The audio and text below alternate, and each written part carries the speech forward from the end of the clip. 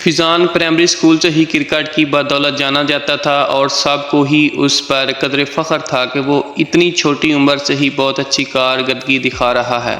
پڑھائی میں بھی اے گریڈ لیتا۔ 8ویں جماعت میں فیضان کی کلاس میں ایک بچے نے داخلہ لیا جس کا نام ولید تھا۔ ولید اور فیضان کی شروع میں بالکل نہ بنتی تھی۔ فیضان اپنی اچھی پرفارمنس کے باعث کسی کو بھی آسانی سے غاص نہ ڈالتا تھا۔ 6 مہینے ہونے کو آئے تو مڈ ٹرم شروع ہو گئے۔ فیضان کرکٹ کی وجہ سے پڑھائی پر توجہ مرکوز نہ کر پایا اور اس بار فیضان نے کلاس میں دوسری اور ولید نے پہلی پوزیشن حاصل کی۔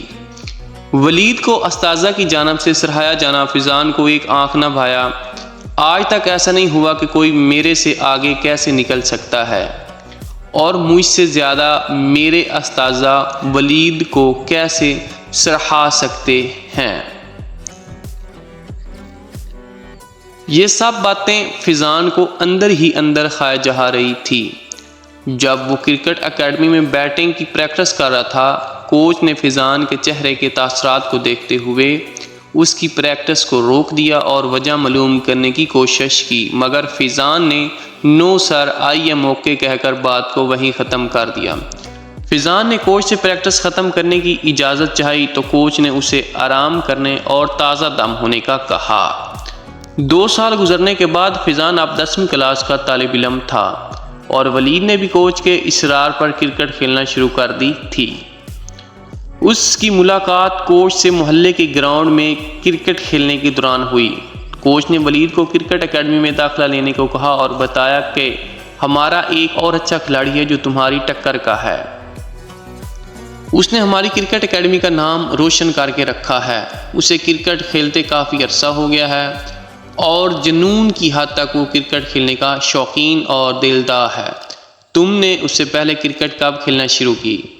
سر بس یوں ہی میں فری ٹائم میں دوستوں کے ساتھ آ جاتا ہوں کھیلنے، مگر کرکٹ میں کیریئر بنانے کے حوالے سے کبھی نہیں سوچا۔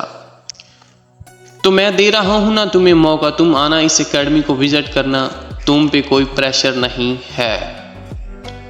اگر تمہارا دل چاہے تو خوشی کے ساتھ اکیڈمی جوائن کرو اور اپنے ہنر کو نکھارو۔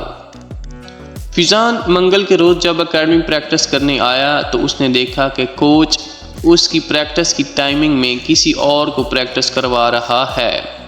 فیضان حیران ہوا اور کوچ کی جانب بڑھنے لگا۔ فیضان نے کوچ کے عقب میں دیکھا تو اس پر لرزہ طاری ہو گیا اور غصے سے لال پیلا ہو گیا۔ کوچ، میری پریکٹس کا وقت شروع ہو چکا ہے، آپ میری ٹائمنگ میں کسی دوسرے کو کیسے پریکٹس کروا سکتے ہیں؟ فیضان، کوچ نے تھوڑی اونچی آواز میں کہا، تم کیوں اس طرح کا رویہ اختیار کر رہے ہو؟ وہ بھی کسی کو ملے بغیر اور اسے جانے بغیر۔ مجھے لگا کہ ولید سے مل کر تمہیں زیادہ خوشی ہوگی اور پریکٹس کرنے میں دگنا مزہ آئے گا۔ بالآخر تمہاری ٹکر کا بھی اس اکیڈمی میں کوئی آیا۔ فیضان نے کوچ کی ایک نہ سنی اور وہاں سے چلا گیا۔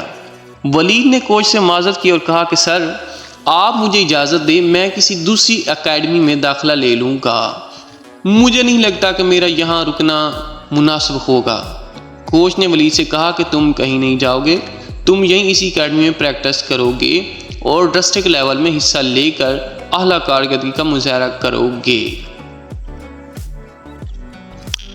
ولید اور فیضان ایک ہی ٹیم میں بیک وقت پریکٹس کے لیے آتے اور ولید کی کارکردگی فیضان سے دیکھی نہیں جا رہی تھی۔ پہلے اسکول اور اب اکیڈمی میں بھی آخر کیوں یہ میری جان نہیں چھوڑ رہا، کیوں میرا پیچھا کر رہا ہے؟ بریک میں فیضان نے بلا وجہ ولید کو مارنا شروع کر دیا اور آہستہ آہستہ یہ ایک بڑے جھگڑے کی شکل اختیار کر گئی۔ کوچ نے 2 جانب سے واقعے کی تحقیقات کروائی اور فیضان کو 3 مہینے کے لیے اکیڈمی سے نکال دیا۔ ولید نے ڈسٹرکٹ لیول پر نمایاں کارکردگی کا مظاہرہ کر کے اکیڈمی کا نام فخر سے بلند کیا۔ اس سے بچوں ہمیں کیا سبق ملتا ہے، آئے میں آپ کو بتاتا ہوں۔ جو آپ کے پاس ہے اسے کوئی نہیں چھین سکتا، تو بہتر یہی ہے کہ دوسروں کی خوشیوں میں شریک ہوں، نہ کہ اس سے جلیں اور گمان کرنے لگیں کہ اس سے چھین جائے اور مجھے مل جائے، جو کہ سراسر غلط امر ہے۔ حاسد کو پچھتاوے کا سامنا کرنے کے سوا کچھ نہیں ملتا۔